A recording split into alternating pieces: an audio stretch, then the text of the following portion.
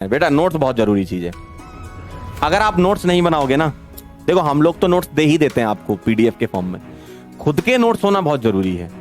आप उस चीज को कंसाइज वे में भी लिख सकते हो, ऐसा नहीं कि जितना मैंने लिखाया पूरा का पूरा छाप लिया। आपके देखो दो चीजें होती हैं, आप ये ध्यान रखो, तैयारी करते समय दो कॉपी होनी चाहिए आपकी, एक जो हमारी क्लास की कॉपी होती है और एक आपकी कॉपी जिस पर आपका हक है सिर्फ, जिसमें आप क्या करते हो, क्लास की कॉपी के साथ तो नोट्स बना ही रहे हो, जैसे क्लास चलती तो आप लिखते ही हो। अब जब रिवीजन करते हो तो उस कॉपी को सामने रखो, वीडियो तो देखते ही होगे रिवीजन के टाइम पे, और अपनी दूसरी कॉपी जिसमें तुम शॉर्ट नोट्स बनाओगे, तो तुम वीडियो देख रहे होगे, उस कॉपी को देख रहे होगे और उसको तुम शॉर्ट फॉर्म में अपनी एक ग्रंथ अपना समझ लो कि उसको तैयार कर रहे हो आप। क्योंकि होता क्या है ना बेटा, जब एग्जाम स्तर पर होते हैं, आप दूर की सोचो, जब एग्जाम बहुत स्तर पर होंगे और हमें रिवीजन करना होगा, सोचो उस समय कितना सिलेबस हो जाएगा, आपका मेंटल स्टेट ही बहुत वैसा हो जाएगा कि यार क्या करें सर, समझ नहीं आ रहा है। ऐसा होता है, हम लोग तो कई सालों से पढ़ा रहे हैं, पता है हमें।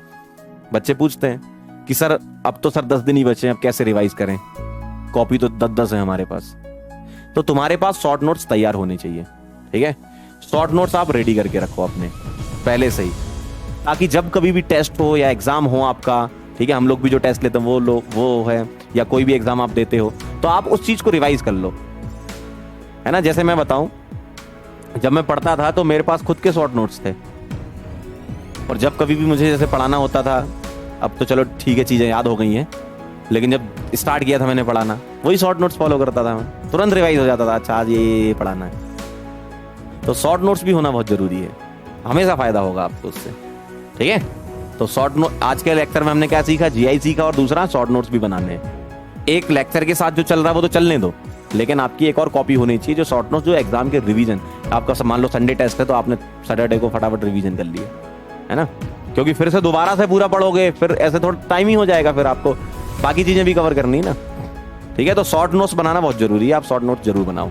और एक चीज और मैं आपसे बोलता हूँ कि आपसे जैसे मान लो जब आप क्वेश्चन सॉल्व करते हो, तो जो क्वेश्चन आपसे नहीं बनता ना पहली बार में, उस क्वेश्चन को भी अलग से उस कॉपी में लिखो जो शॉर्ट नोट्स वाली है कॉपी है। शॉर्ट नोट्स आगे से लिख लो, क्वेश्चंस पीछे से चालू कर दो। मैं तो हमेशा दो चीजें करता था, अभी कॉपी दिख नहीं रही तो मैं समझा देता आपको। मैं तो कॉपी में हमेशा दो साइड से लिखता हूँ, एक फ्रंट से और एक बैक से।